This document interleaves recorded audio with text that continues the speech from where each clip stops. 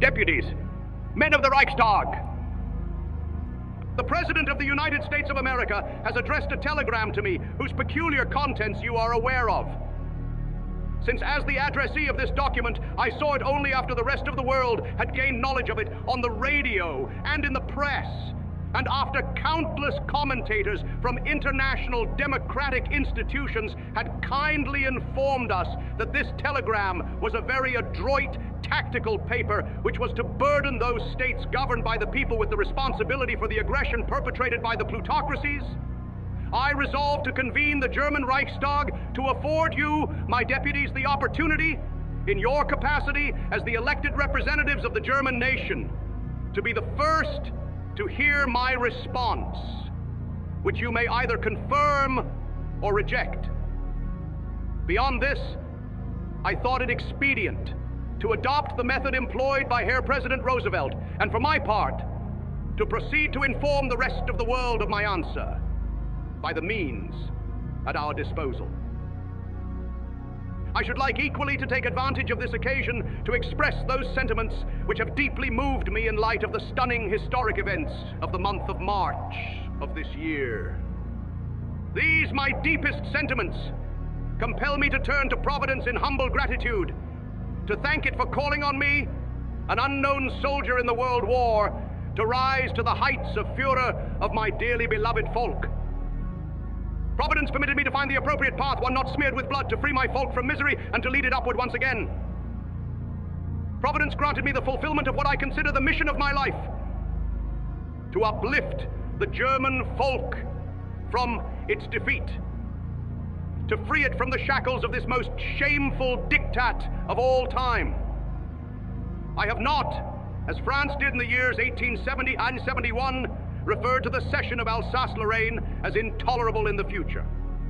Not revised my stance on the matter, nor will I revise it in the future. Not once have I allowed my views to be violated or questioned in the interior, either for the sake of publicity or for any other reason.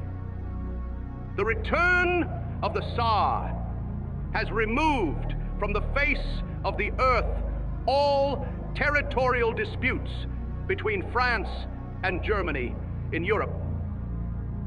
Nevertheless, I have always regretted that French statesmen take this, my stance, for granted. Things are not so simple. I have not preached this stance for fear of France.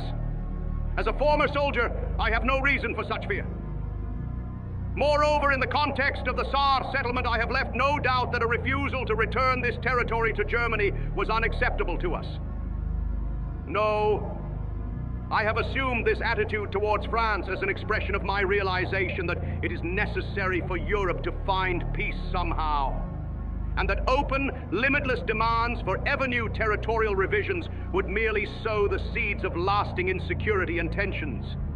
If tensions have now arisen, Germany does not bear the responsibility for this. Instead, this is to be blamed on international elements intentionally promoting tensions to serve their capitalist interests. I have extended binding assurances to a series of states. Not one of the states can lament so much as an insinuation by Germany of any demands in violation thereof. Not one Nordic statesman can claim, for instance, that either the German Reich government or German public opinion forced on him an unreasonable request which was incompatible with the territorial integrity or the sovereignty of his state. I was glad that a number of European states took advantage of the opportunity presented by the German Reich government's declaration to express in turn their unequivocal willingness to espouse a stand of unconditional neutrality, and hereby to strengthen this avowal. This is true of Holland, Belgium, Switzerland, Denmark, and so on. I have already mentioned France. I need not mention Italy, as it is tied to us by bonds of a friendship both close and profound. Neither need I speak of Hungary or Yugoslavia, neighbors with whom we are fortunate to enjoy a heartfelt friendship. By the same token, from the first moment I actively involved myself in politics, I have left no doubt that there do exist certain states of affairs which represent so base and crude an infringement on our folks' right to self-determination. that we can never be expected to accept or tolerate these. I have not written a single line or a single speech in which I have ever expressed a stance contrary to the one indicated on the subject of the states mentioned before. Neither does there exist a single line or a single speech concerning other instances in which the stand I espoused was not retroactively confirmed by the actions I later took. First, Austria. This oldest Ostmark of the German folk once shielded the Reich to its southeast as the protective march of the German nation. The Germans who settled in these lands were recruited from among all German tribes, although it may well be true that the majority of them were Bavarians. Later, this Ostmark became the seat of dynastic power of a German empire which lasted half a millennium, while Vienna became the capital city of the German Reich. Already in gradual dissolution, this German Reich was finally shattered by the Corsican Napoleon.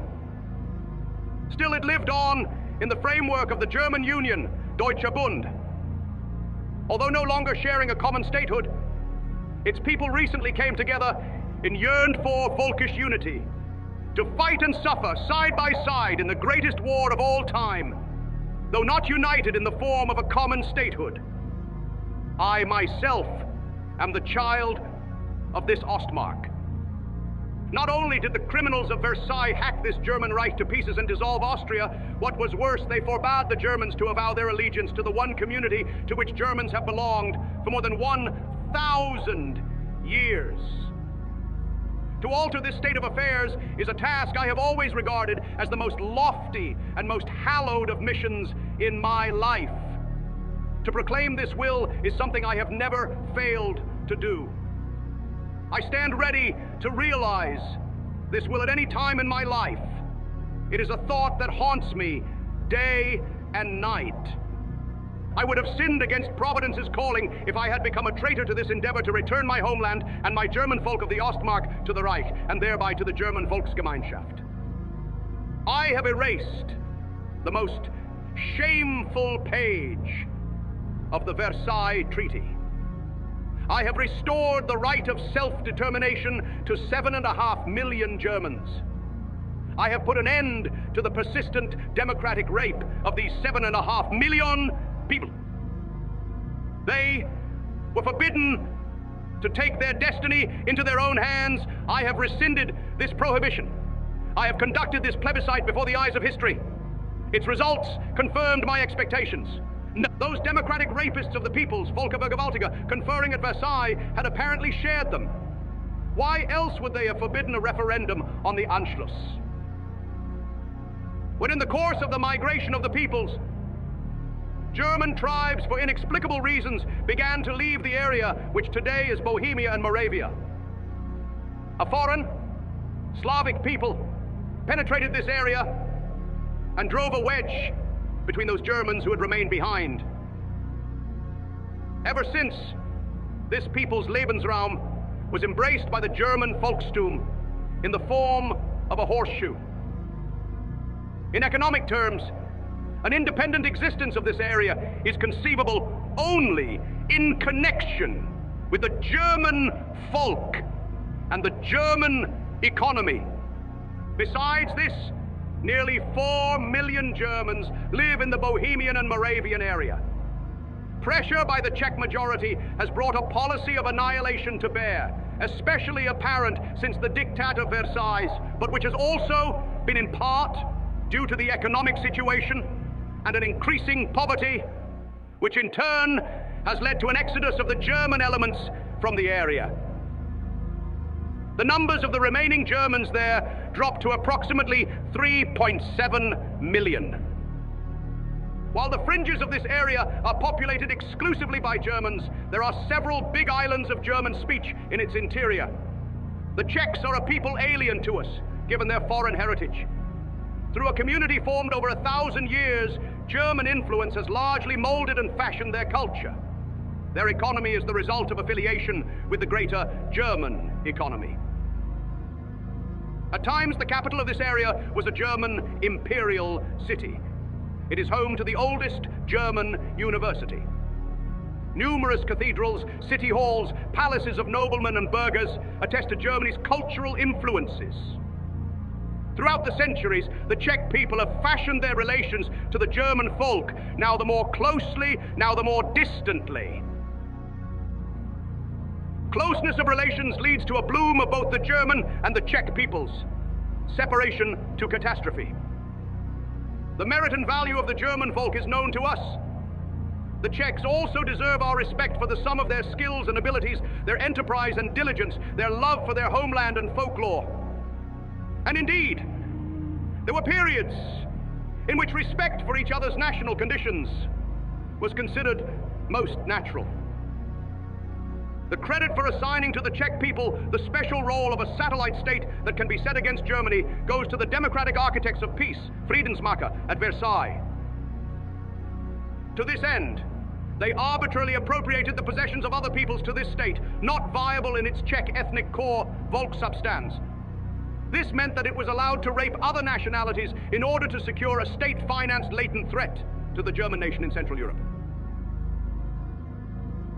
For this state, whose so-called state people, Staatsvolk, was in the minority, could survive only due to the brutal oppression of its ethnic majorities. This oppression, in turn, was unthinkable unless the European democracies granted this state protection and assistance. This assistance would only be granted, however, if this state was willing to assume and play the role assigned to it at birth.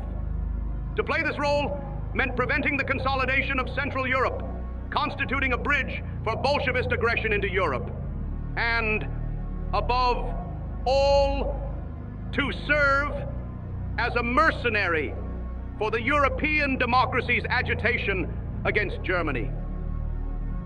Everything else arose then of itself. The more actively this state pursued its mission, the greater became the resistance of the ethnic minorities opposed to it.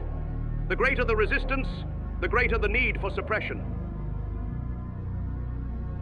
The resulting hardening of the inner antagonism led to an ever greater dependence on the democratic European founders of this state and its benefactors, for they alone were in a position to maintain economically the unnatural, artificial existence of this edifice. Essentially, Germany primarily pursued only one interest, namely, to deliver the nearly 4 million Germans in this country from this unbearable situation, and to enable them to return to their homeland.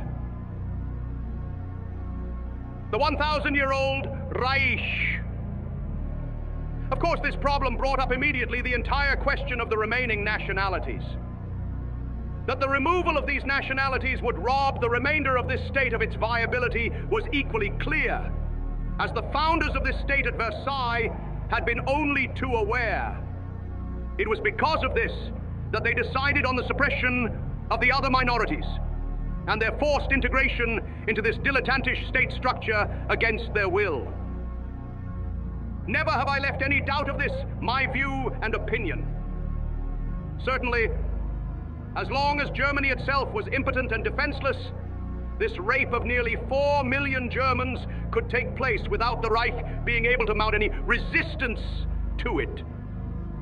However, only a political tot could seriously believe that the German nation would forever remain in the state of the year 1919.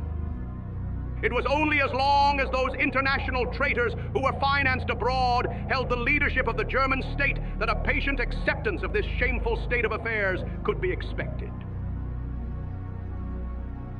Ever since the victory of National Socialism forced these traitors to take up residence in those countries from where they received their subsidies, the resolution of this problem has become merely a question of time. And it was a question exclusively of the concerned nationalities, not of Western Europe. It was only natural that Western Europe should take an interest in the artificial state structure created in its interest. That the nationalities surrounding this state should consider this interest decisive for them was perhaps a regrettable fallacy for some, insofar as this interest exclusively concerned the financial foundations of this state. No objections to this would have been voiced by Germany. had not this financial interest in the end been subservient to the power politics and ambitions of the democracies.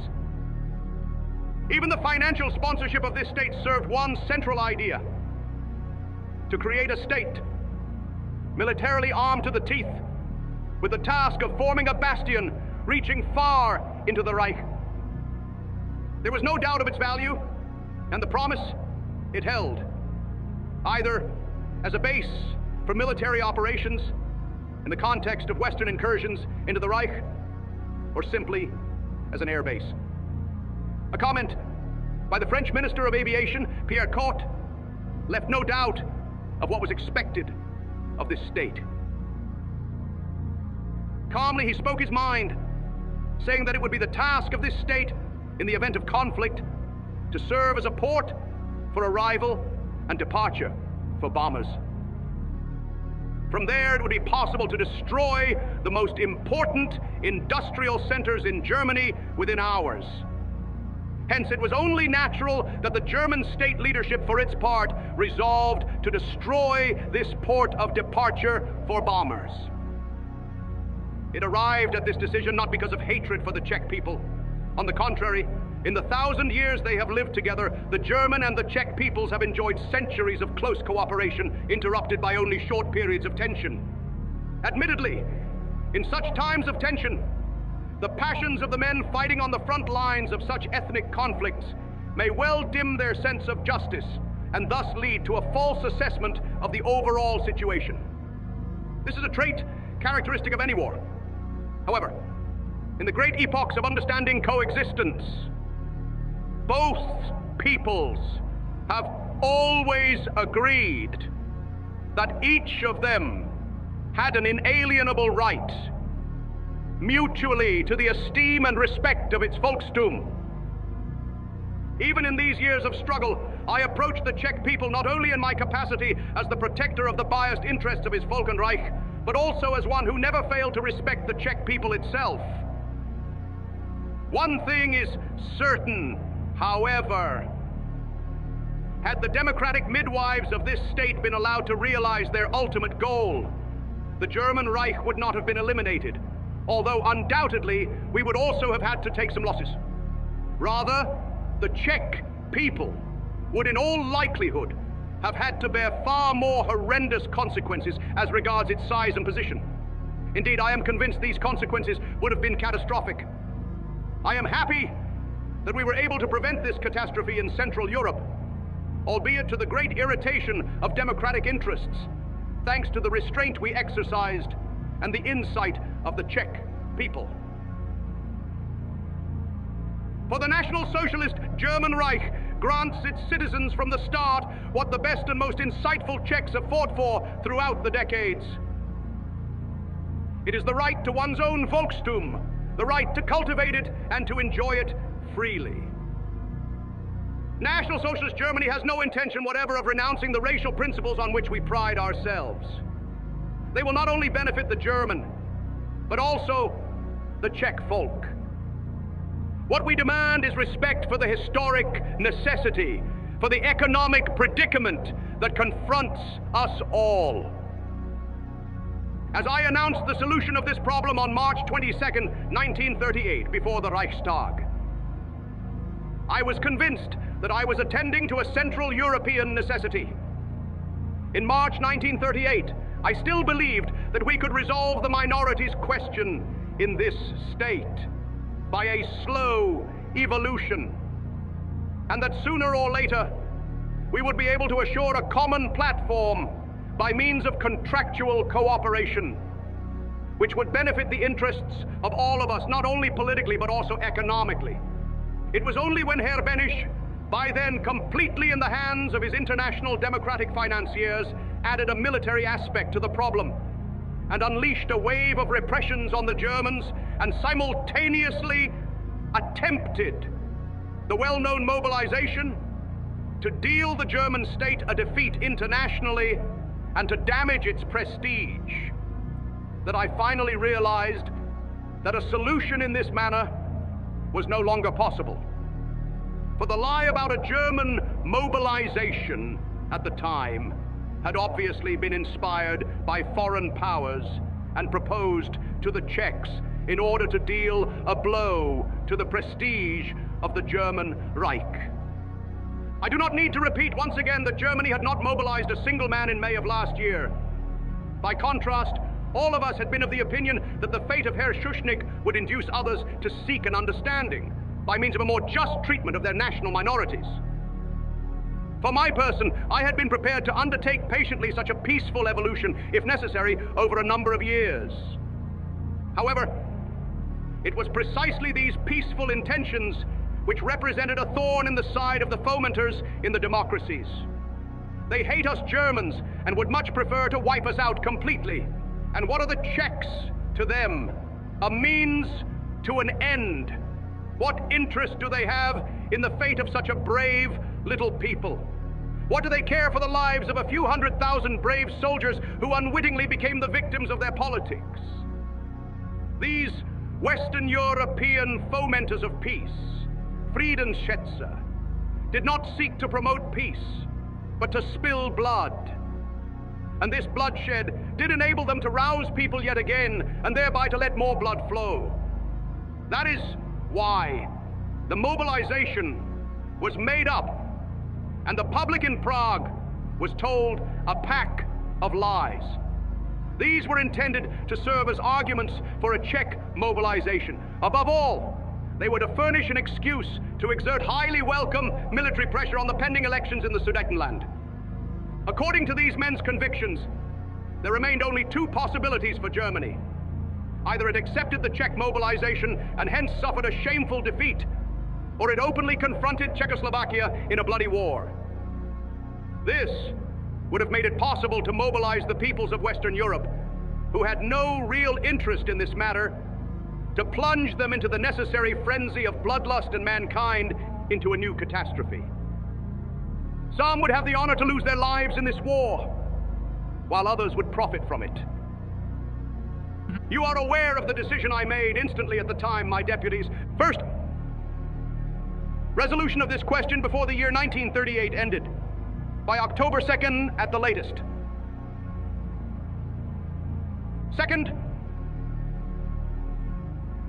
preparations for a solution by all those means which would leave no doubt that any attempts at interference would be thwarted by the united strength of the nation. At the time, I directed and gave orders for the expansion of our fortifications in the West. By September 25th, 1938, they were already in such a condition as to surpass the power of resistance of the former Siegfried Line by 30 to 40 times. Since then, they have essentially been completed. At present, the sections I later ordered to be added, running from Saarbrücken to Aix-la-Chapelle, are under construction. To a high degree, they are ready to assume their defensive role. The state in which this mightiest fortification of all time finds itself today affords the German nation the reassuring knowledge that no power on earth shall ever be able to pierce this front. When the first attempt at provocation by means of the Czech mobilization had not produced the desired results, a second phase set in. It revealed all the more the true nature of the interests involved in this affair, which concerned Central Europe exclusively. And when today a cry rings out in the world, "Never again Munich," this is ample evidence that these warmongers regard the peaceful solution of this problem as the most ruinous outcome that ever happened. They regret that no blood was shed. Not their blood, of course, since these fomenters never stand where the shots are being fired, but where the money is being made. By the way, it was not even necessary for this conference at Munich to convene. After all, it came about only because those states which agitated for resistance at all costs later on began to search for a more or less decent escape route, once the problem called for a solution in one way or another. For without Munich, i.e., without the Western European states' intervention, the solution of this entire problem, had there ever been a like escalation of events, would have been child's play. The decision at Munich resulted in the following. 1.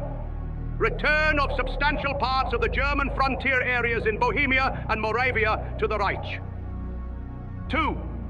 Preservation of options for a resolution of the other problems with this state, i.e. the return or the migration of the remaining Hungarian and Slovak minorities. 3. Issue of a guarantee. From the start, as far as Germany and Italy were concerned, the guarantee of this state was made conditional on the consent of all interested parties bordering the state, and thus depended on the actual resolution of those questions concerning the interested parties. The following questions remained open. 1. Return of the Magyar parts to Hungary. 2. Return of the Polish parts to Poland. 3. Resolution of the Slovak question. And 4.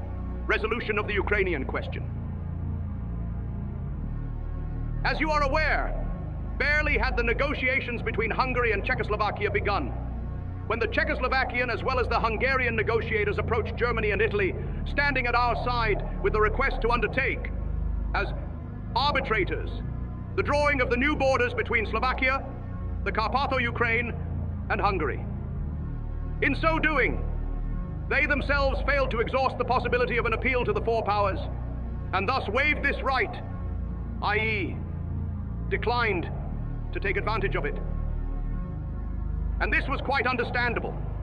All those residing in this Lebensraum wished to preserve peace and quiet. Italy and Germany were ready to heed this call. Neither England nor France objected to this agreement, which in its nature had already bypassed the formalities of the Munich Agreement. After all, it would have been crazy if either London or Paris had protested against an act by Germany or Italy which had taken place on the request of those concerned. As always in such cases, the award arbitrated by Italy and Germany could not completely satisfy both sides. Its major shortcoming was that both parties had to agree to submit to the arbitration voluntarily. Shortly after this award was settled, two states immediately mounted strong protests. Hungary claimed the Carpatho-Ukraine based on its general interests and certain specific ones. Poland, on the other hand, demanded a direct link to Hungary. In view of these claims, the remainder of this state born at Versailles was destined to perish. In all likelihood, only one other state was interested in maintaining the status quo: Romania. A competent authority personally informed me of how desirable he felt it was that Romania should be granted a direct link to Germany through the Ukraine and Slovakia. I'm citing this particular example to illustrate how threatened Romania must have felt by Germany, as certain American clairvoyants would have had it. It was clear, however, that it was neither Germany's duty to oppose such a development in the long run, nor to fight for a state of affairs for which we could never have assumed responsibility. Hence came the moment in which I resolved to declare, on behalf of the Reich government, that we had no intention to continue to be bothered with the odium of opposing the Polish and Hungarian desire for a common border, just perhaps to secure a route of advance into Romania. And since the Czech government resorted once more to its methods of old, and Slovakia revealed its desires for independence, there could be no talk of maintaining this state any longer. The Czechoslovakian state constructed at Versailles had outlived its purpose. It broke up not because Germany wished this. It broke up because it is not possible to construct and maintain at the conference table artificial states which are not viable in themselves. Thus, when, a few days before this state disintegrated, England and France inquired about a guarantee, Germany rejected this because the conditions stipulated at Munich no longer applied. To the contrary, when the German Reich government finally resolved to intervene on its part, now that this whole structure was in the process of disintegration, and for all practical purposes had already disintegrated, then this occurred in the fulfillment of a self-evident duty. In this context, the following ought to be noted. On the occasion of the Czech Foreign Minister Chvalkovsky's first visit to Munich, the German Reich government clearly expressed its views on the future of Czechoslovakia. At the time, I myself assured Herr Minister Chvalkovsky that given a decent treatment of the large remaining German minorities in Czechia and a pacification of the whole state, Germany would assume a fair attitude. We did not wish to create difficulties for this state. I left no doubt that if Czechia undertook any steps reminiscent of the political tendencies of the retired Herr Dr. Beneš, Germany would not tolerate a development along this line. Such a development would be nipped in the bud. At the time, I also pointed out that the maintenance of huge military arsenal in Central Europe without aim and object had to be regarded as a source of danger. Later developments proved how right this warning of mine had been. A continually worsening whispering campaign, as well as a lapse of the Czech newspapers into the old style, made it clear to even the most simple-minded that a return to the old state of affairs was imminent. The danger of a military confrontation was ever present in view of the possibility that some lunatics could seize the enormous stockpile of war material. This involved a certain danger of explosions of incalculable consequences.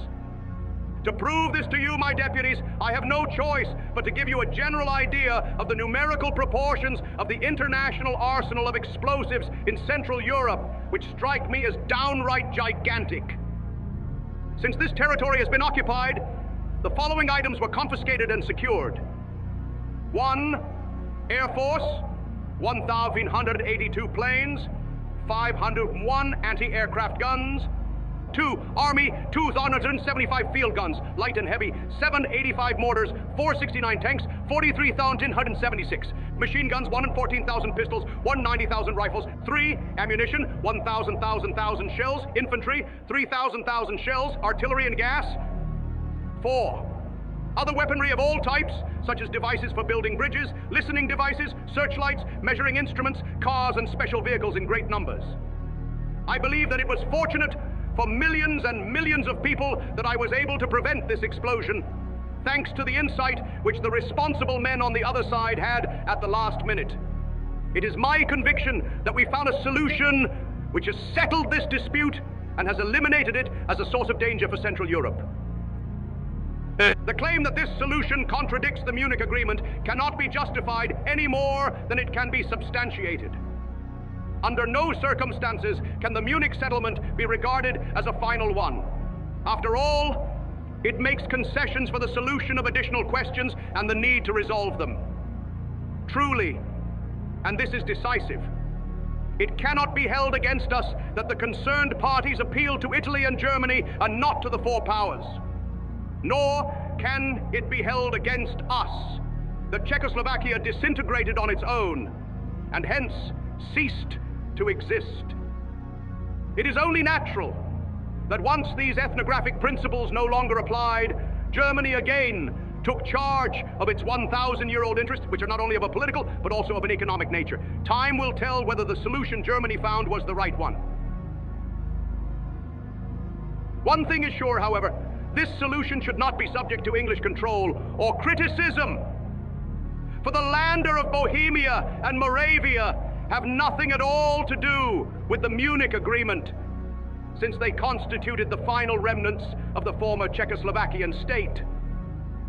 As little right as we have to subject English measures, whether just or unjust, to German control and criticism, for instance in Northern Ireland, as little right does England possess to do this in the case of the old German electorates.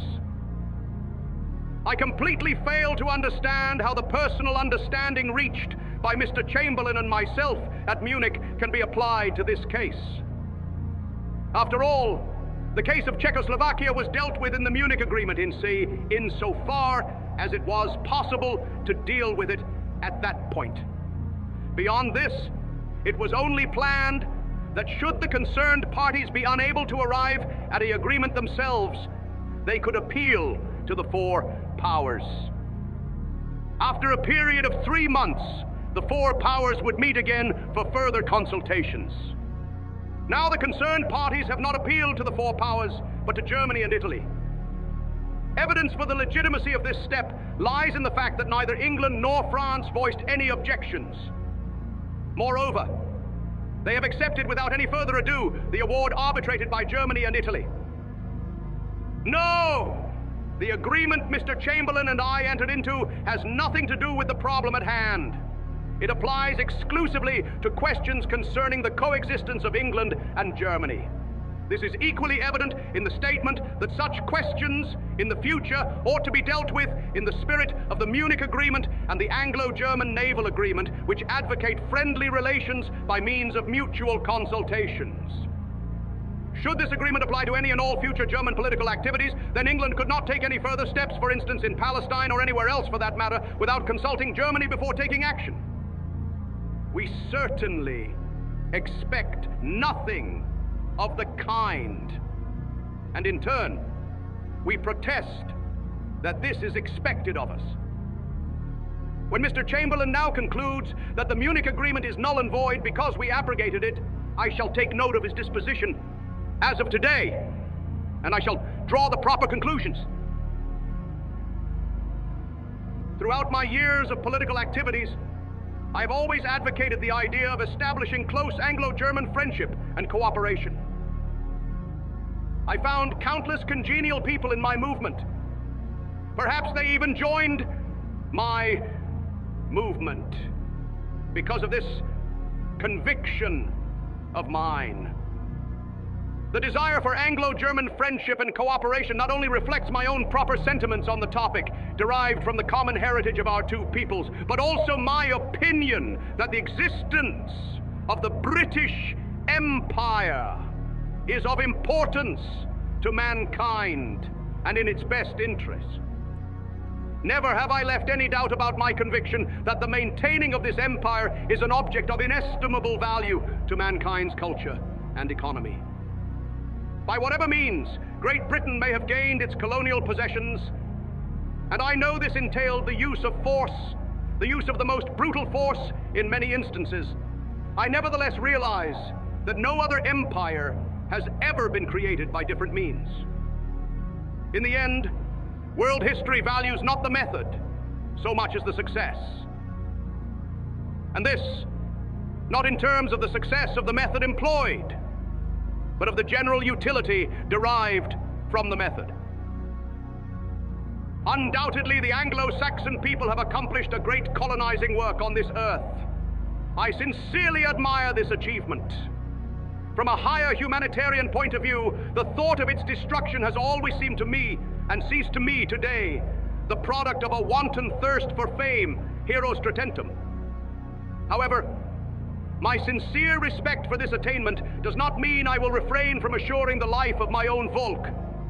I believe it is not possible to bring about a lasting friendship between the German and the Anglo-Saxon peoples if the other side fails to realize that next to British interests, there are German ones also.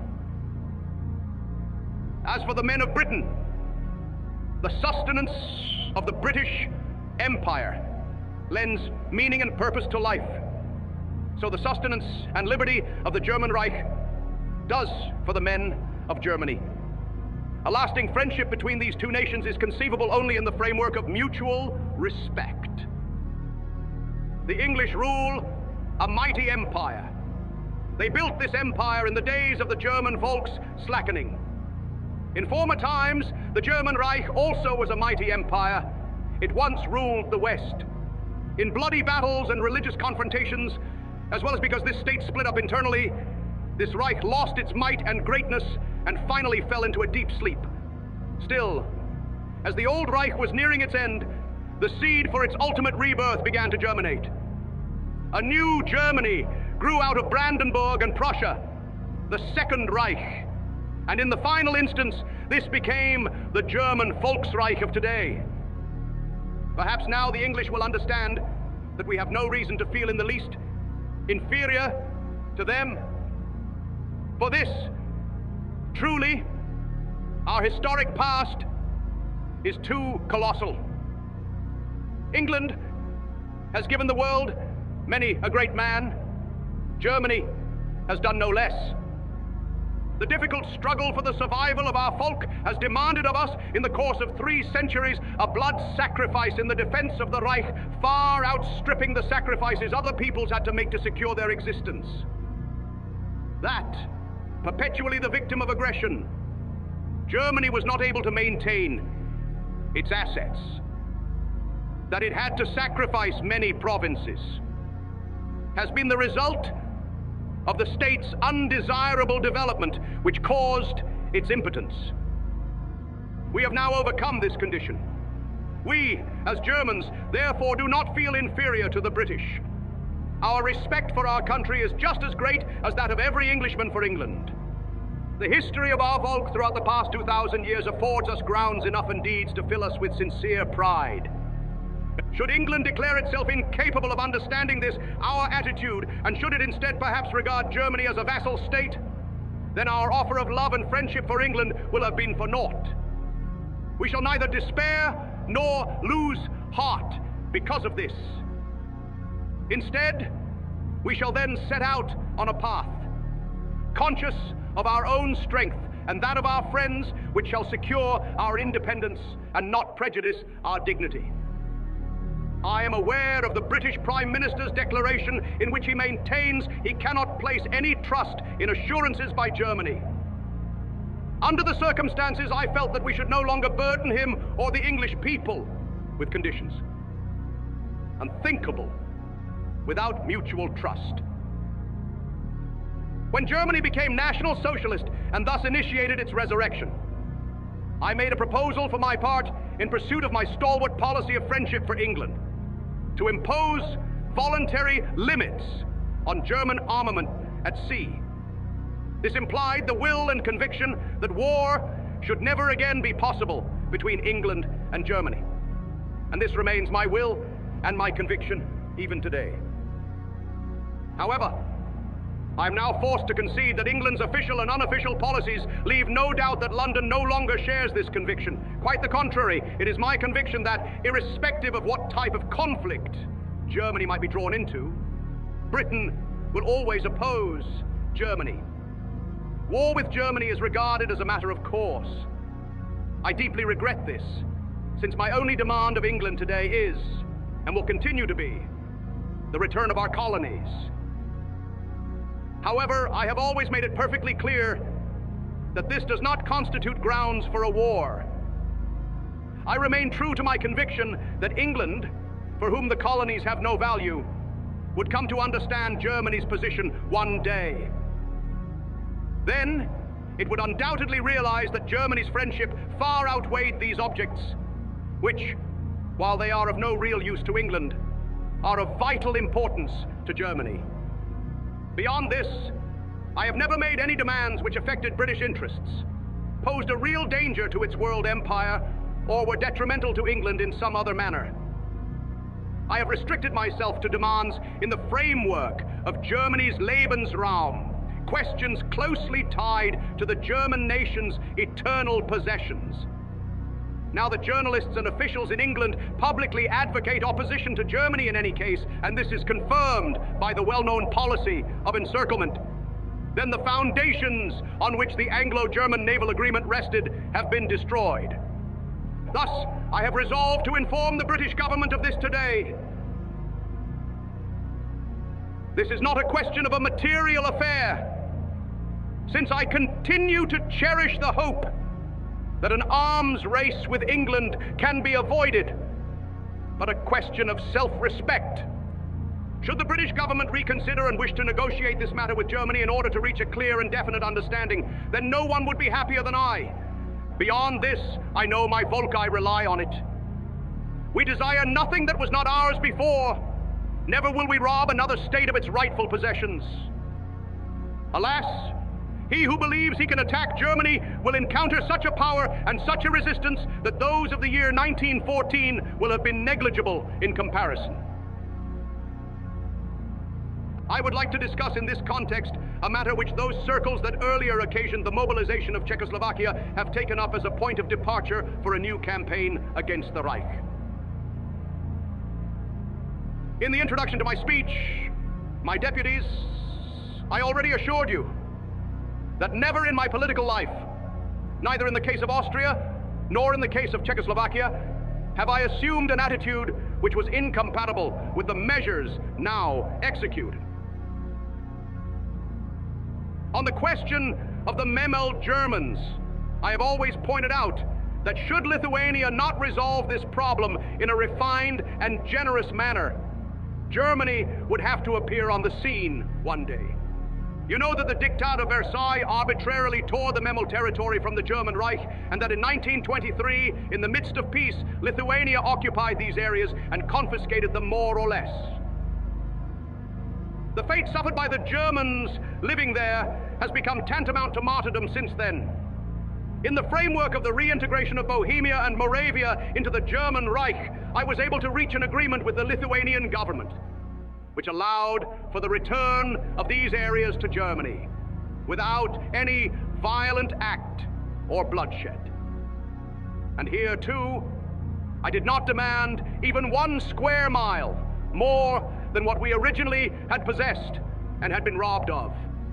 This means that only those areas torn from us by the insane dictators of peace at Versailles return to the German Reich. I am convinced that this solution will have a favorable effect on the relations between Germany and Lithuania. Our behavior has clearly shown that Germany now has no interest in anything other than to live in peace and friendship also with this state. We seek to establish and cultivate economic ties with it. And in principle, I wish to explain the following here. The significance of economic agreements with Germany lies not only in its ability to produce nearly all industrial goods in demand, but also in its role as a gigantic consumer. As the buyer of numerous products, Germany makes it possible for many other countries to participate in world trade in the first place.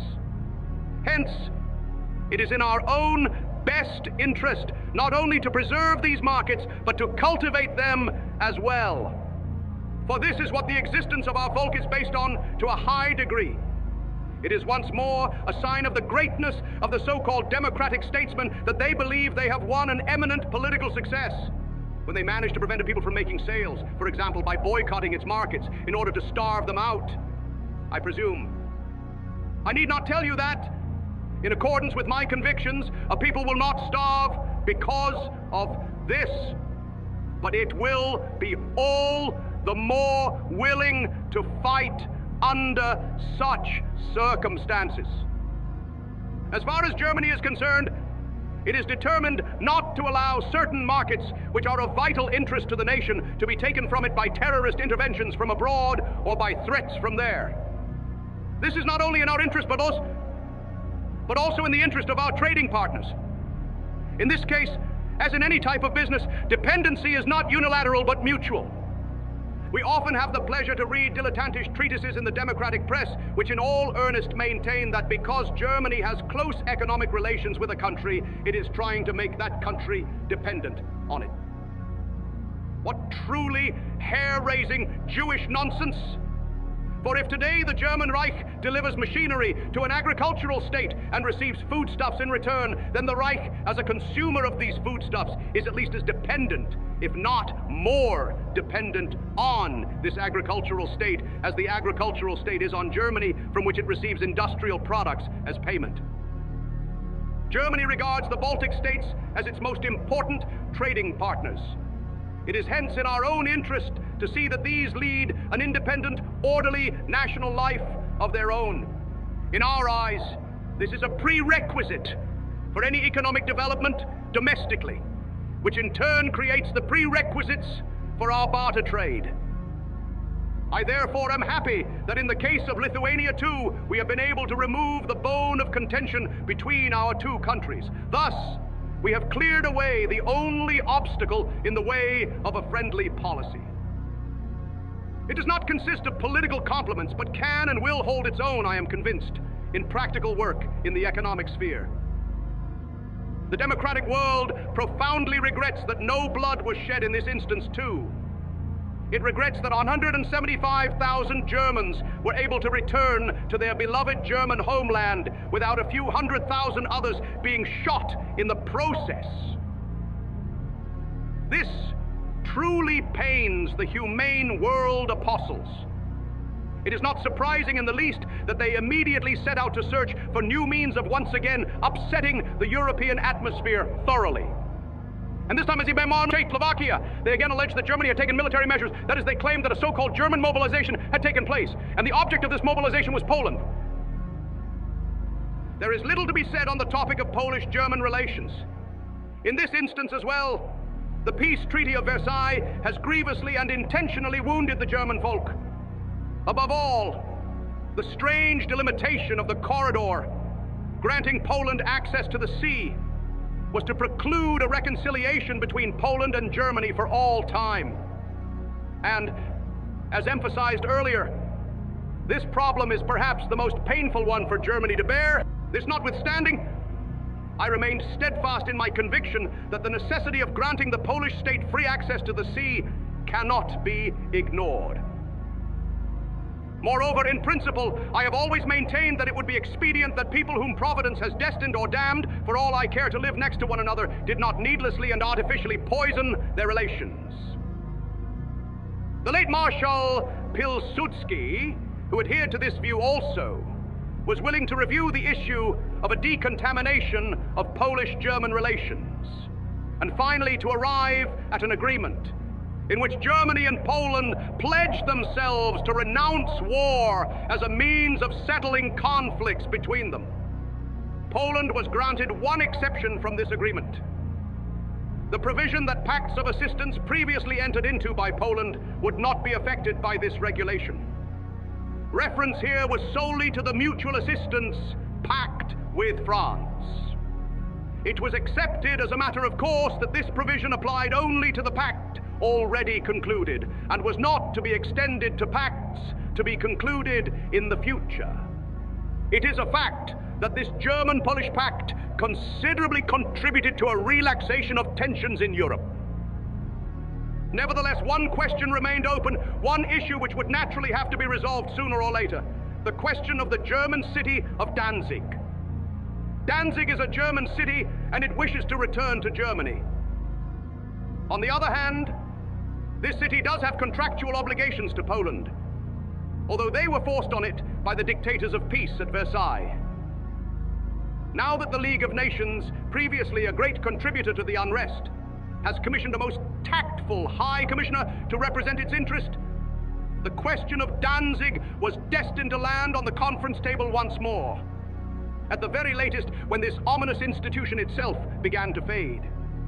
I regard the peaceful resolution of this question as a further contribution to a final relaxation of tensions in Europe.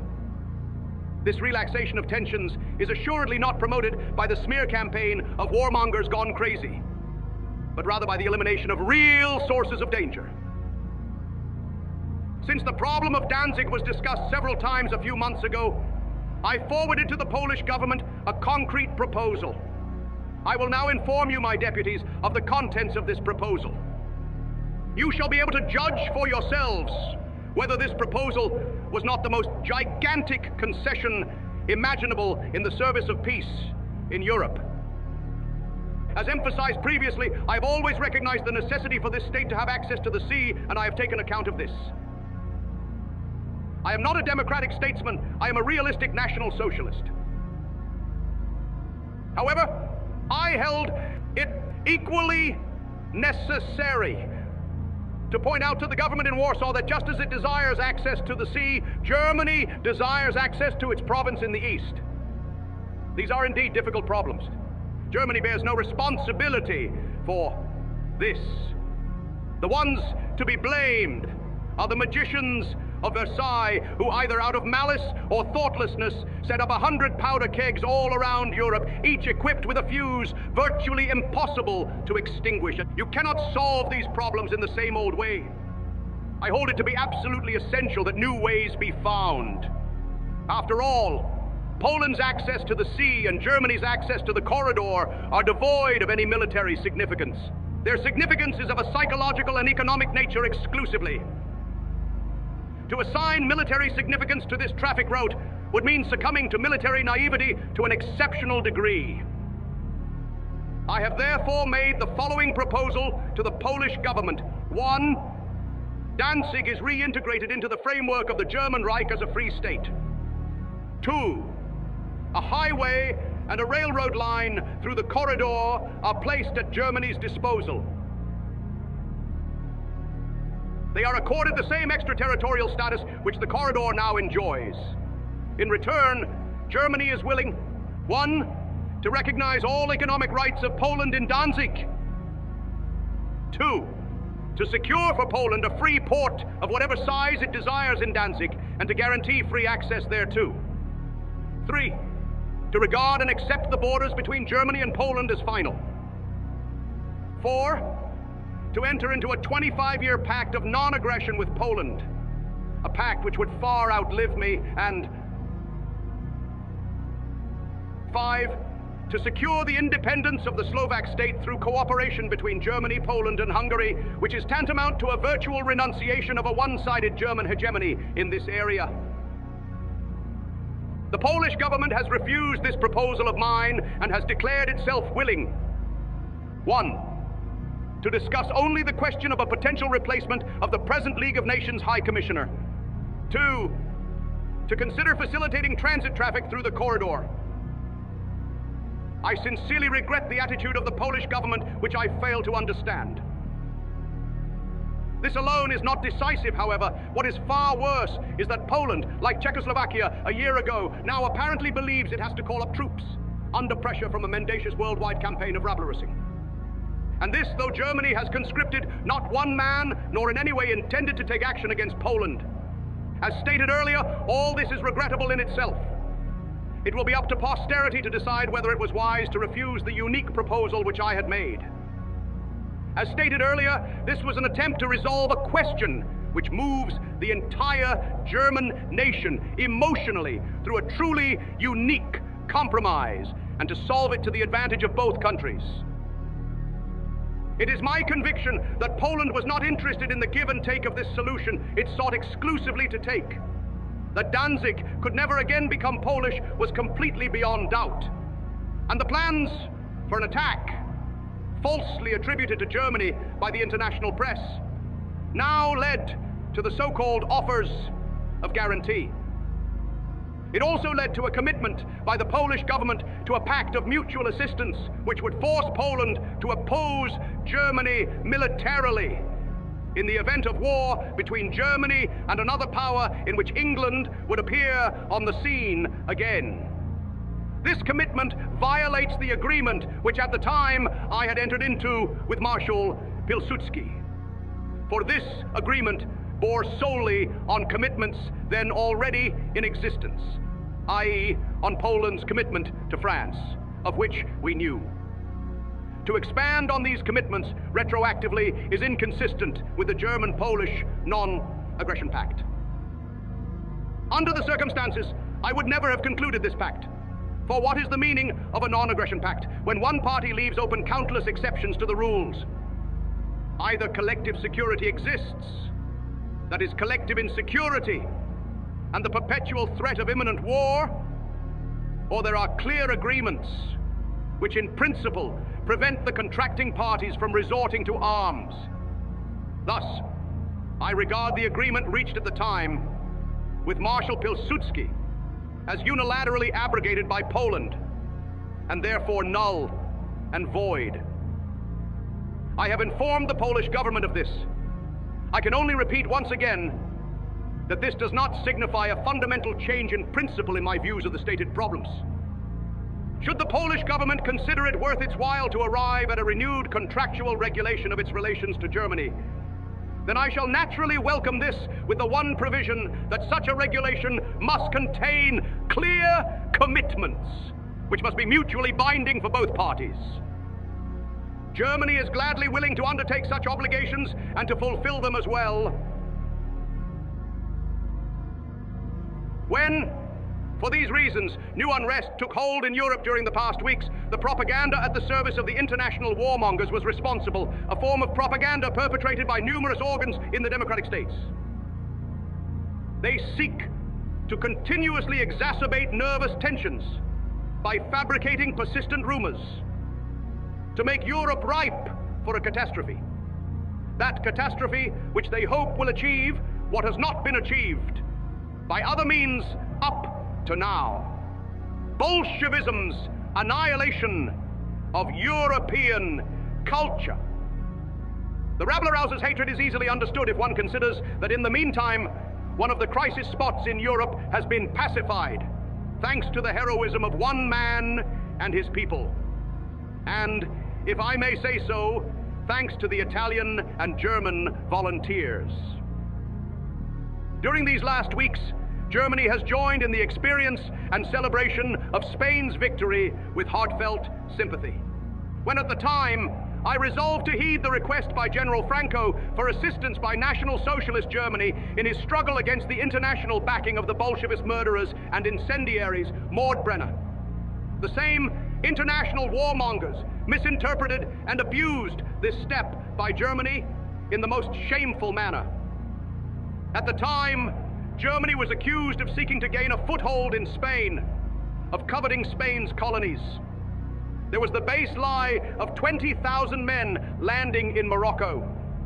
In brief, everything possible was done to discredit the idealism of our men and the Italian reinforcements and to provide new fodder for yet another campaign of warmongering. In a few weeks, the victorious hero of nationalist Spain will make his solemn entry into the capital of his country.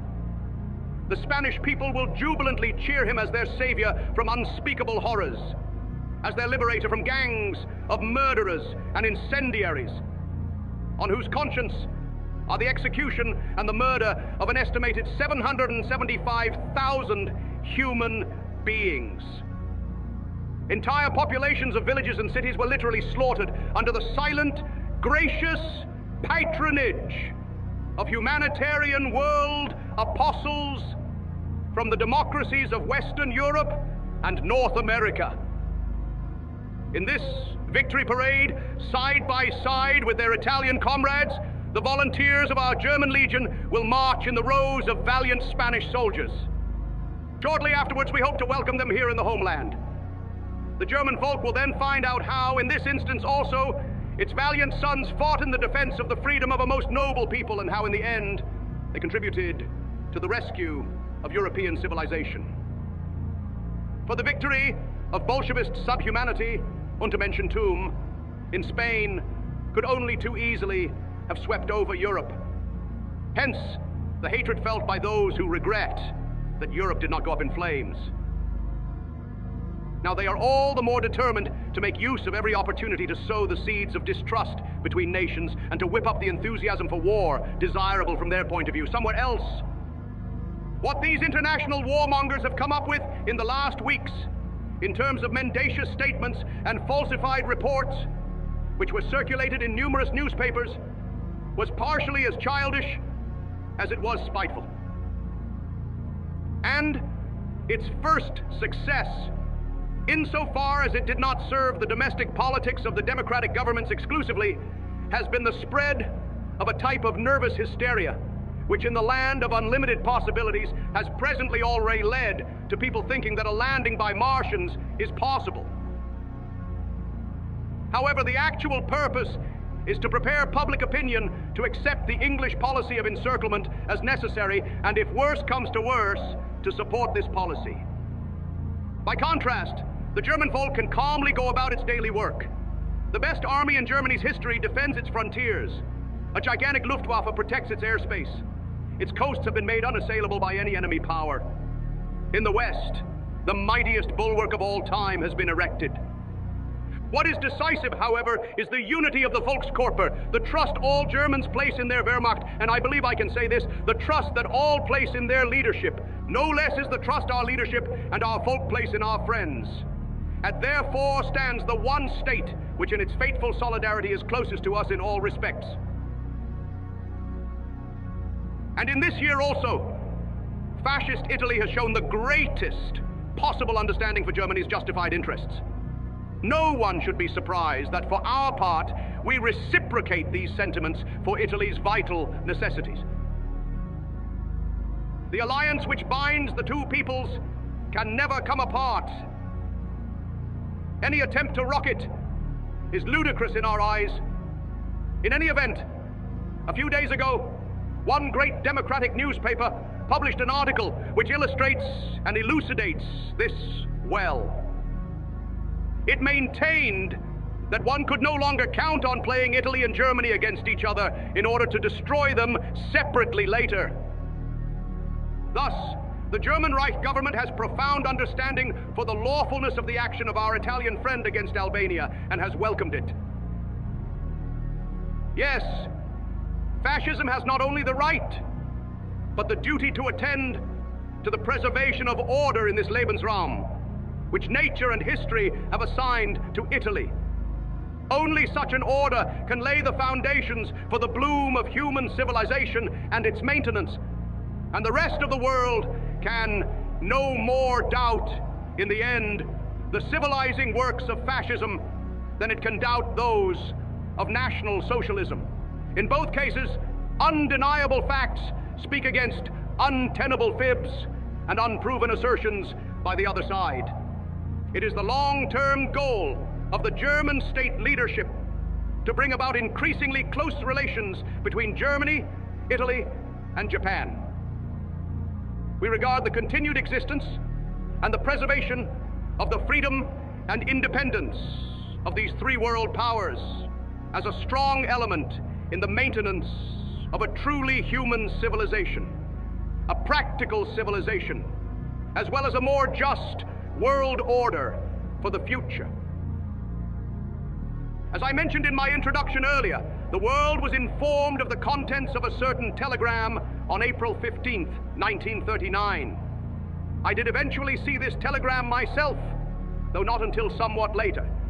It is difficult to classify this document. It simply fits into no known category. Therefore, my deputies of the German Reichstag, standing before you and hence before the German folk, I will try to analyze the contents of this curious document. From there, I will go on to give the necessary answers in your name and in the name of the German folk. 1.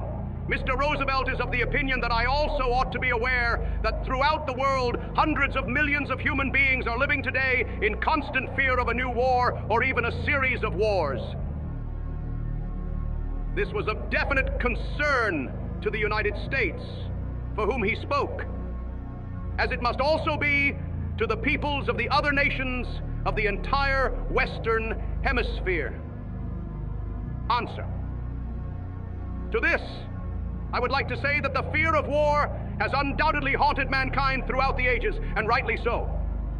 For example, from the conclusion of the Peace Treaty of Versailles in 1919 until 1938, 14 wars alone have been waged, in none of which Germany has been involved. However, the same cannot be said of states of the Western Hemisphere in the name of which Mr. President Roosevelt claims to be speaking. To these wars, one must add, within the same time period, 26 armed interventions and sanctions imposed by brute force and resulting in bloodshed. And in this too, Germany has not been involved in the least. The United States has participated in 6 cases of armed intervention since the year 1918 alone. Soviet Russia has been involved in 10 wars and military actions since 1918, carried out by use of force and bloodshed. And in this too, Germany has not been involved, nor has it caused any of these incidents. Hence, in my eyes, it would be a mistake to attribute the fear of war of the peoples of Europe and beyond right now to precisely those wars for which Germany could be held responsible. Instead, the cause for this fear lies in an unbridled smear campaign in the press, as mendacious as it is vile, in the dissemination of nasty pamphlets to foreign heads of state, in the artificial scaremongering which has even made interventions from other planets seem possible, which in turn has led to dreadful scenes of utter confusion. I believe that the minute the responsible governments exercise the necessary restraint themselves and demonstrate greater love of truth and impose this criterion on their journalistic organs with regard to international the internal affairs of other people, then assuredly this constant fear of war will vanish immediately, and then the peace we all desire will be forthcoming. 2. Mr. Roosevelt professes the belief in his telegram that any major war, even if it were to be confined to other continents, must bear heavily on everyone during its continuance and also for generations to come. Answer: no one knows this better than the German Volk. The peace treaty of Versailles placed so heavy a burden of debt on its shoulders that even 100 years would not have sufficed to pay it off. And all this, despite the fact that it was American specialists in constitutional law, historians, and professors of history who proved conclusively that Germany could not be blamed for the outbreak of the World War any more than any other nation. Still, I do not believe that every struggle has catastrophic consequences for the environment, i.e. the entire Earth, especially if it is not artificially drawn into this conflict by a system of impenetrable alliances. Since the world has experienced wars not only in the past centuries, but also frequently in more recent decades, as I have demonstrated in my earlier comments, then this would mean that if Mr. Roosevelt's views are correct, the sum of the consequences of these wars would bear heavily on mankind for millions of years to come. 3. Mr. Roosevelt declared that already on a previous occasion he had addressed me on behalf of the settlement of political, economic, and social problems by peaceful methods and without resort to war. Answer: this is precisely the same opinion I have always advocated myself. Also, as history proves, I have settled the necessary political, economic, and social problems without resort to arms, without resort to war. Regrettably, a peaceful settlement has been rendered more difficult through the agitation by politicians, statesmen, and news reporters who were neither concerned nor in the least affected by the issues in question. 4. Mr. Roosevelt believes that the tide of events seems to have reverted to the threat of arms.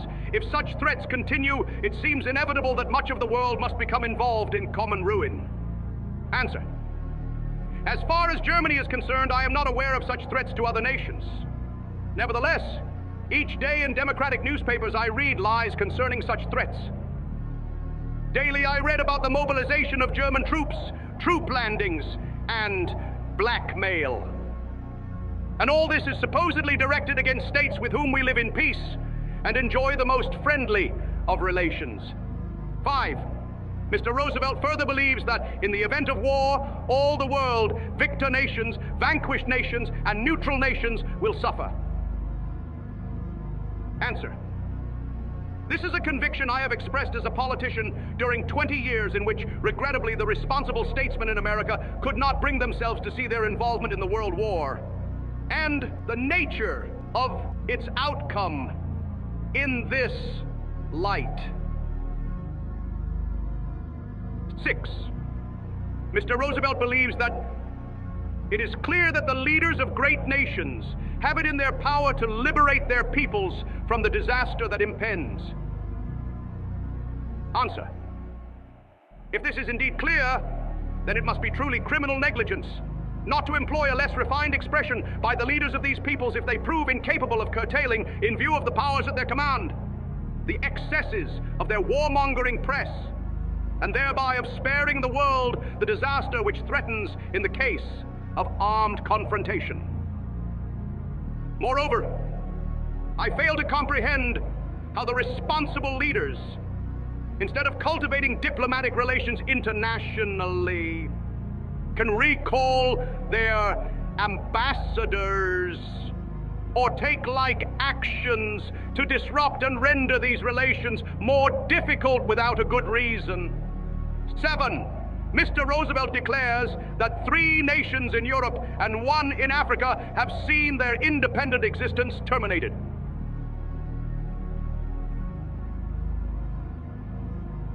My answer: I do not understand which 3 nations in Europe are being referred to. Should reference be made to the provinces which have been reintegrated in the German Reich, then I must bring a mistaken notion of history to the attention of the President. These nations have by no means lost their independence within Europe. Rather, it was in the year 1918 when, through the breach of a solemn promise, they were torn from the communities they belonged to. The stamp of nationhood was imprinted on their brow, one they neither desired nor deserved. Independence was likewise forced on those who gained no independence thereby, but who instead were forced into a dependency on foreign powers whom they despise. As far as the nation in Africa is concerned, which supposedly lost its freedom too, this is evidently yet another case of mistaken identity. Not one nation in Africa has lost its freedom. Rather, nearly all former inhabitants of this continent have been subjected by brute force to the sovereignty of other peoples. This is how they lost their freedom. The people of Morocco, the Berbers, the Arabs, the Negroes, and so on, all of them became the victims of foreign powers, whose swords assuredly did not bear the inscription "Made in Germany," but instead made by democracies. 8. Mr. Roosevelt then says that reports, which he trusts are not true, insist that further acts of aggression are contemplated against still other independent nations. Answer: I hold such rumors, devoid of any basis in reality, to constitute a violation of peace and quiet in the world. I perceive therein an attempt to frighten small nations, or at least an attempt to make them increasingly nervous. Should Mr. Roosevelt have concrete cases in mind, then I would request that he name the states threatened by an attack and the potential aggressors in question. Then it will be possible to eliminate from the face of this earth these outrageous and general accusations by short declarations. 9. Mr. Roosevelt declares that plainly the world is moving toward the moment when this situation must end in catastrophe unless a more rational way of guiding events is found. He then goes on to declare that I have repeatedly asserted that I and the German people have no desire for war. If this is true, there need be no war. My answer: once again, I would like to state that first of all, I have not waged war. And second, I have lent expression to my distaste for war, as well as for warmongering for many years. Third, I do not know why I should wage war. I would be greatly indebted to Mr. Roosevelt if he could explain all this to me. 10. Mr. Roosevelt finally espouses the opinion that nothing can persuade the peoples of the earth that any governing power has the right or need to inflict the consequences of war on its own or any other people, save in the case of self-evident home defense. My answer: I hold this to be the attitude embraced by all reasonable men. Only it seems to me that in almost every war, both parties tend to claim to be acting in self-evident home defense. Regrettably, the world does not possess any institution, including the person of Roosevelt, able to resolve this problem unequivocally.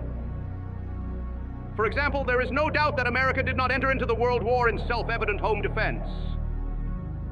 A commission appointed by Mr. Roosevelt himself to investigate the reasons for America's entry into the World War arrived at the conclusion that this entry had been essentially for the realization of capitalist interests. Now, all there is left for us to do is to hope that the United States itself shall adhere to this noble principle in the future and will not make war on another people save in the case of self-evident home defense. 11. Mr. Roosevelt further argues that he speaks not through selfishness or fear of weakness, but with the voice of strength and with friendship for mankind. My answer: had America raised its voice of strength and friendship for mankind in a more timely fashion, and above all, had this voice carried with it practical applications, then at least the treaty could have been prevented, which has become the source of the greatest disruption for mankind of all time, namely, the Diktat of Versailles. 12. Mr. Roosevelt further declares that it is clear to him that all international problems can be solved at the council table. My answer: theoretically, that may well be possible, since one ought to think that in many instances reason would prevail in pointing to the justness of the demands on the one side and to the necessity of making concessions on the other. For example, according to all laws of reason, logic, and the principles of an all-encompassing higher justice, even according to the commandments of a divine will, all nations should equally partake in the goods of this world. It is not right that one nation should occupy so large a Lebensraum that not even 15 inhabitants live on 1 square kilometer, while other nations are forced to sustain themselves with 140, 150, or even 200 inhabitants per square kilometer. And under no circumstances could these fortunate nations then seek to restrict the existing Lebensraum of those already impoverished, for example, by taking away their colonies. Thus, I would be happy if these problems could actually be solved at the council table. My skepticism is based on the fact that it was America which lent expression itself to pronounced reservations regarding the effectiveness of conferences. Without doubt, the greatest council of all time was the League of Nations. It was the will of an American president which created this body. All nations of this world together were to solve the problems of mankind at its council table. However, the first state to withdraw from this endeavor was the United States. And this was the case because President Wilson himself already had voiced severe misgivings about the possibility of solving truly decisive international problems at the council table. With all due respect to your opinion, Mr. Roosevelt, it is contradicted by the actual fact that in the nearly 20 years of the League of Nations existence, this greatest permanent conference of the world, it didn't manage to solve even one truly decisive international problem. Throughout many years, the Treaty of Versailles had selectively excluded Germany from active participation in this great international conference in breach of the promise given by President Wilson. In spite of the bitter experiences of the past, the German government nevertheless did not believe it ought to follow the example of the United States, but instead chose to occupy its seat at the council table at a later date. It was not until after many years of futile participation that I finally resolved to imitate the Americans and withdraw from this greatest conference in the world. And since then, I have set out to solve the problems concerning my Volk, which regrettably were not solved at the council table of the League of Nations like all the others. And without exception, I solved them without resort to war. Beyond this, many problems were brought to the attention of international conferences in the past years, as emphasized earlier, without a solution of any kind being found. And Mr. Roosevelt, if your view is correct, that all problems can be solved at the council table, then all nations, including the United States, must have been led either by blind men or criminals in the last 7,000 or 8,000 years. For all of them, including some of the greatest statesmen in the United States, have made history, not by sitting at council tables, but by making use of the strength of their nation. America did not gain its independence at the council table any more than the conflict between its northern and southern states was solved at the council table.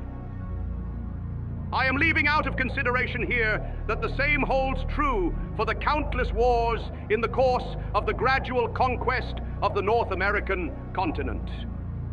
I mention all this only to observe that with all due respect to the assuredly noble nature of your views, Mr. President Roosevelt, they are not in the least confirmed by either the history of your own country or the history of the rest of the world.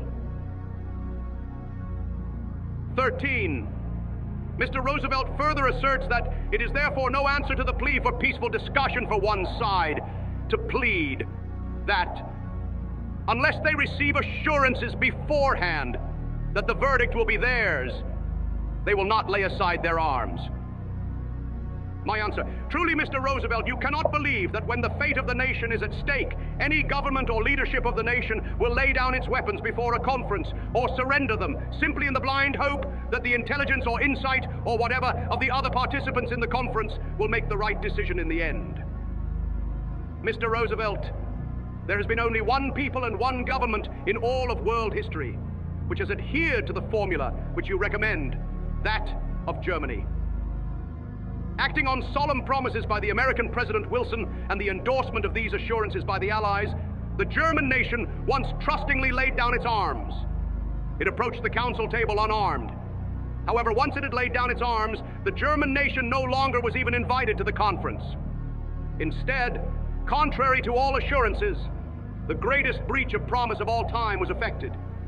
And then, one fine day, instead of resolving the greatest confusion of all time at the council table, the most inhuman diktat in the world brought about even more terrible confusion.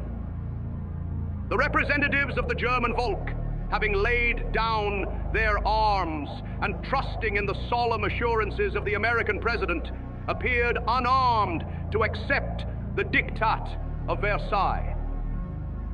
They were received not as the representatives of a nation which throughout 4 years had withstood the whole world with immense heroism in the struggle for its freedom and independence, but instead they were treated in a more degrading manner than could have been the case with Sioux chiefs. The German delegates were called names by the mob, stoned. They were dragged to the greatest council table in the world, no differently than prisoners to the tribunal of a victor. There, at gunpoint, they were forced to accept the most shameful subjugation and pillage of all time. Let me assure you, Mr. Roosevelt, that it is my own unshakable will to see to it that not only now, but in the future as well, no German ever again shall step into a conference room defenseless. Instead, every representative of Germany shall perceive behind him the united force of the German nation, today and in the future, so help me God. 14. Mr. Roosevelt believes that in conference rooms as in courts, it is necessary that both sides enter upon the discussion in good faith, assuming that substantial justice will accrue to both. Answer: the representatives of Germany shall never again enter into a conference which means nothing other than a tribunal for them. For who is to judge them? In a conference, there is neither a prosecution nor a judge. There are only two warring parties, and if the common sense of the concerned parties cannot find a solution or a settlement, then surely they will not submit themselves to a judge's verdict by disinterested foreign powers. Besides, it was the United States which declined to step before the League of Nations for fear of becoming the unwitting victim of a court which could decide against the interest of individual parties, provided the necessary majority vote was attained. Nevertheless, I would be greatly indebted to Mr. Roosevelt if he could explain to me how precisely this new world court is to be set up. Who are to be the judges? How shall they be selected? To whom shall they be held responsible? And above all, for what shall they be held responsible? 15. Mr. Roosevelt believes that the cause of world peace would be greatly advanced if the nations of the world were to obtain a frank statement relating to the present and future policy of governments. Answer: in countless public addresses, Mr. Roosevelt, I have already done this. And in today's session, I have made such a frank statement before the forum of the Reichstag insofar as this is possible within the span of 2 hours. I must decline, however, to make such statements to anyone but the folk for whose existence and life I am responsible. It alone has the right to demand this of me. I render account of German policy objectives in so public a manner that the whole world can hear it anyway. Alas, these clarifications are of no consequence to the rest of the world, as long as there is a press capable of distorting any explanation, making it suspect, placing it in question, and concealing it beneath new, mendacious answers. 16. Mr. Roosevelt believes that the United States, as one of the nations of the Western Hemisphere, is not involved in the immediate controversies which have arisen in Europe. Hence, he trusts that I should be willing to make such a statement of policy to him as the head of a nation far removed from Europe. Answer. Apparently, Mr. Roosevelt seriously believes it would render a service to the cause of peace worldwide if the nations of the world would make such frank statements relating to the present policy of governments. Why does President Roosevelt burden the German head of state so selectively with the request to make such a statement without inviting other governments to make similar statements relating to their policies? I do not believe that it is permissible at all to demand that such statements be made to a foreign head of state. Instead, in accordance with President Wilson's demand at the time for the abolition of secret negotiations, such statements should best be made to the entire world. I have not only consistently been willing to do this, but as mentioned before, I have also done so all too frequently. Regrettably, it was precisely the most important statements on the goals and intentions of the German policies, which the press in many of the so-called democratic states either withheld from the people or misrepresented. When, however, the American President Roosevelt feels called on to address such a request to Germany or Italy, of all states, simply because America is far removed from Europe, then, since the distance between Europe and America is equally great, our side also would have the right to question the President of the United States on the foreign policy goals pursued by America and the intentions on which this policy is based. For instance, with regard to the states of Central and South America. In this case, Mr. Roosevelt surely would refer us to the Monroe Doctrine and decline this request as an uncalled-for interference in the internal affairs of the American continent. Now, we Germans advocate exactly the same doctrine with regard to Europe, and in any event, we insist on it insofar as this regards the domain and the interests of the Greater German Reich. Besides this, of course, I would never allow myself to direct a similar request to the President of the United States of America, as I assume he would justly regard this as tactless. 17. Mr. Roosevelt now declares further that he is willing to communicate such declaration to other nations now apprehensive as to the course which the policy of your government may take. Answer. By what means does Mr. Roosevelt determine which nations are apprehensive as to the course of the policy of Germany and which do not? Or is Mr. Roosevelt in a position, in spite of the surely enormously heavy load of work on his shoulders in his own country, to assess by himself the inner state and frame of mind of foreign peoples and their governments? 18. Mr. Roosevelt demands finally that we give assurance that your armed forces will not attack or invade the territory or possessions of the following independent nations: Finland, Estonia, Latvia, Lithuania, Sweden, Norway, Denmark, the Netherlands, Belgium, Great Britain and Ireland, France, Portugal, Spain, Switzerland, Liechtenstein, Luxembourg, Poland, Hungary, Romania, Yugoslavia, Russia, Bulgaria, Greece, Turkey, Iraq, the Arabias, Syria, Palestine, Egypt, and Iran. Answer. As a first step, I took pains to inquire from the cited states whether first, they are apprehensive. Second, I asked whether Mr. Roosevelt's inquiry on their behalf was initiated by them, or whether at least he had secured their consent in this. The responses obtained were negative throughout, in part even marked by outright indignation.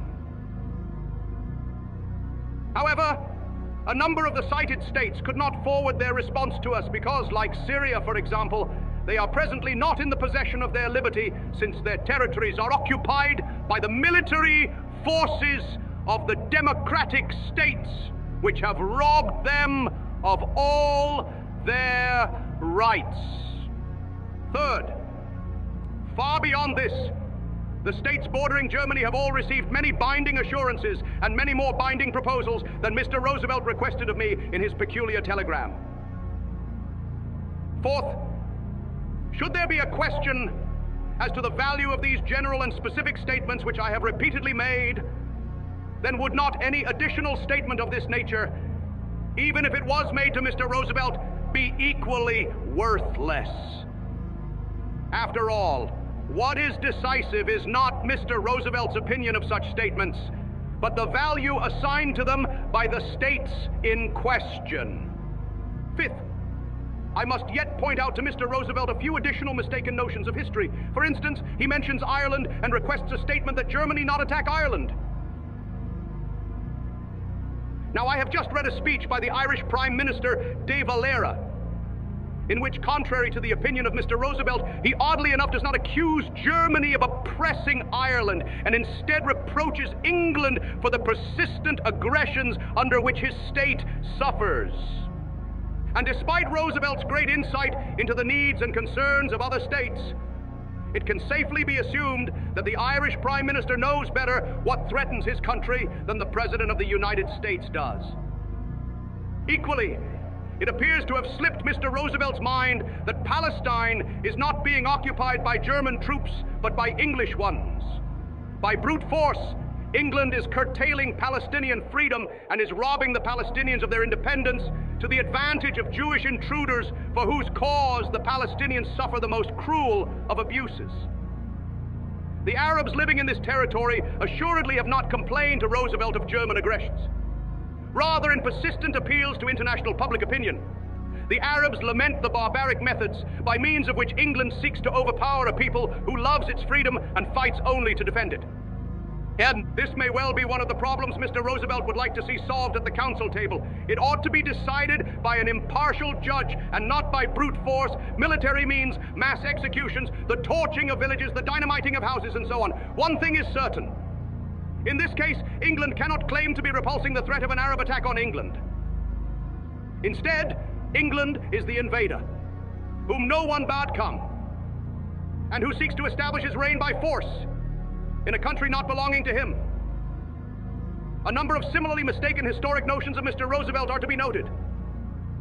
Not to mention how difficult it would be for Germany to conduct military operations in states and countries, some of which are at a distance of 2,000 to 5,000 and more kilometers. I wish to state the following in concluding. The German government nonetheless is willing to extend an assurance of the type desired by Roosevelt to each and every one of the cited states, if this state desires it and approaches Germany with such a reasoned request. However, there is one prerequisite. This assurance must be absolutely mutual in nature. This will be superfluous in a number of the cases of the states cited by Roosevelt, since we are either already allied to them, or at the very least, enjoy close and friendly relations with them. And beyond the duration of such an arrangement, Germany will gladly enter into agreements with each of these states, agreements of the nature desired by this state. I would not like to let this opportunity pass without extending assurances to the President of the United States on the issues of territories of most immediate concern to him, namely the United States itself and the other states of the American continent.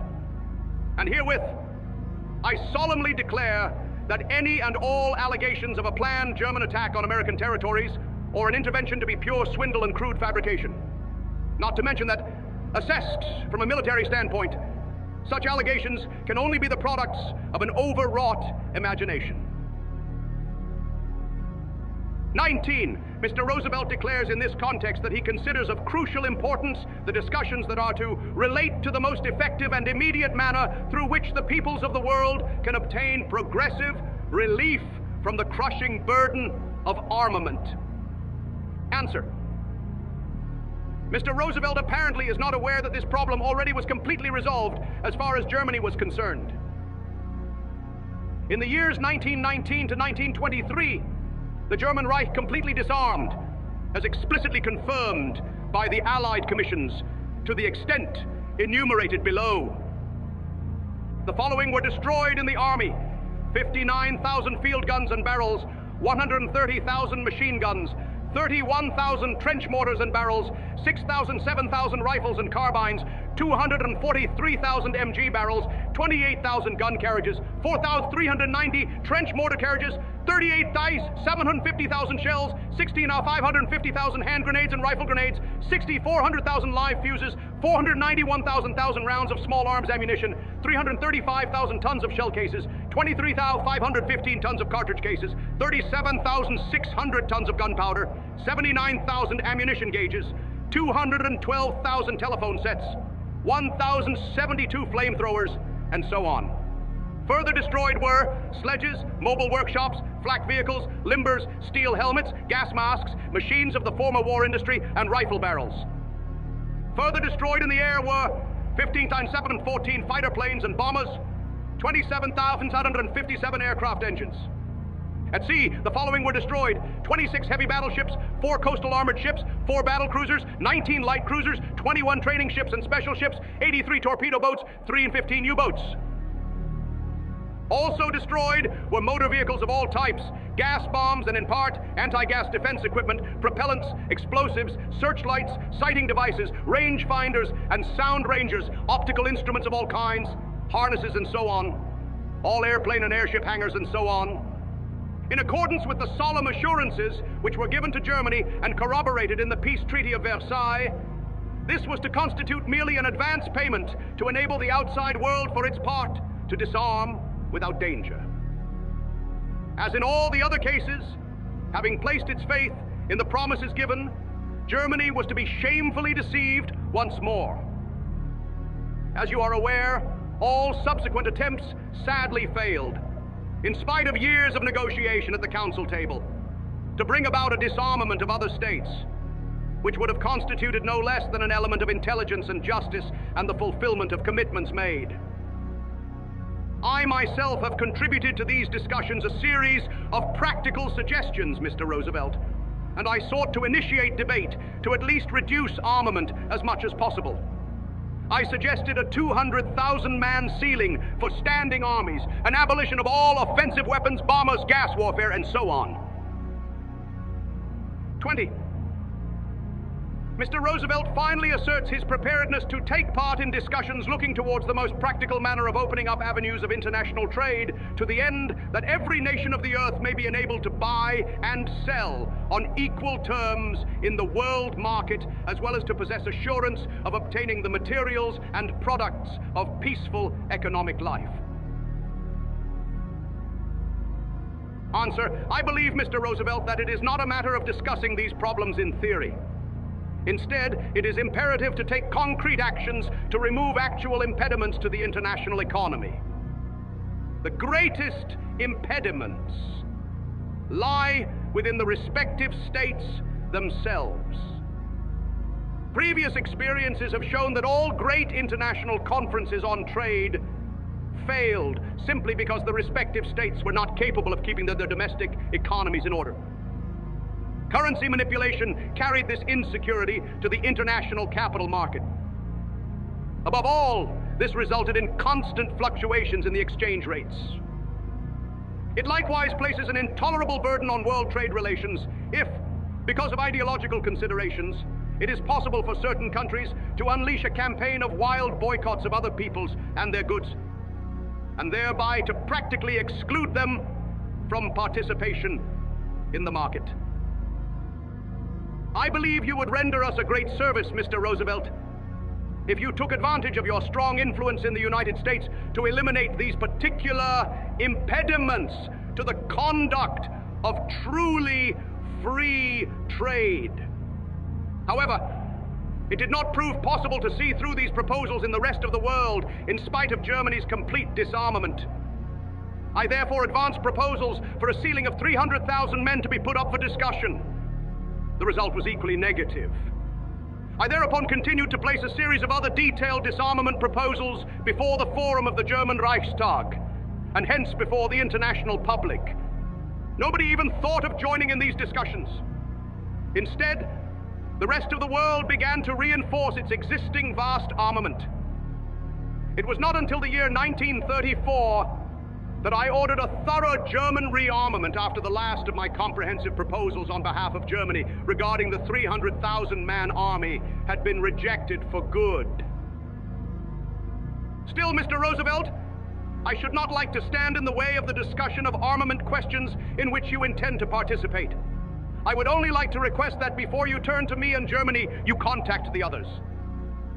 I can still see in my mind's eye a sum of practical experiences, and I am inclined to remain skeptical until reality sets me right. For I simply cannot believe that if the leaders of other peoples are not even capable of putting in order production in their own states and of eliminating the campaign of wild boycotts for ideological reasons which so detrimentally affect international economic relations, there can be much hope of international accords bearing fruit in the improvement of economic relations. Only in this manner can we secure the right for all to buy and sell on equal terms in the world market. Besides this, the German Volk has made concrete demands in this context. I would be delighted if you, Mr. President, as one of the successors to the late President Wilson, would speak up for finally redeeming the promise which once led Germany to lay down its arms and to surrender to the so-called victors. I am speaking in this context not so much of the countless billions of so-called reparation payments extorted from Germany, as of the return of the areas stolen from Germany. The German Volk has lost 3 million square kilometers of land, both within and beyond Europe. Moreover, unlike the colonies of other nations, the colonial possessions of the German Reich were not acquired by conquest, but instead by treaties and purchase.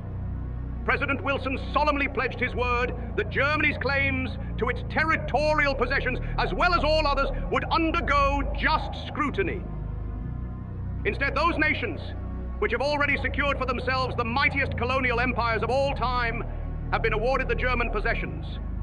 This causes our Volk great concern, especially today, and will increasingly in the future as well. It would be a noble deed if President Franklin Roosevelt redeemed the promise made by President Woodrow Wilson. This would constitute a practical contribution to the moral consolidation of the world and the improvement of its economy. 21. Mr. Roosevelt declared in conclusion that heads of great governments in this hour are literally responsible for the fate of humanity in the coming years. They cannot fail to hear the prayers of their peoples to be protected from the foreseeable chaos of war. I too would be held accountable. Answer, Mr. President Roosevelt. Without any difficulty, I do understand that the greatness of your empire and the immense riches of your land allow you to feel responsible for the fate of the entire world and for the fate of all peoples. However, Mr. Roosevelt, my situation is much more modest and limited. You have 135 million inhabitants living on 9.5 million square kilometers. Your land is one of untold riches and vast natural resources.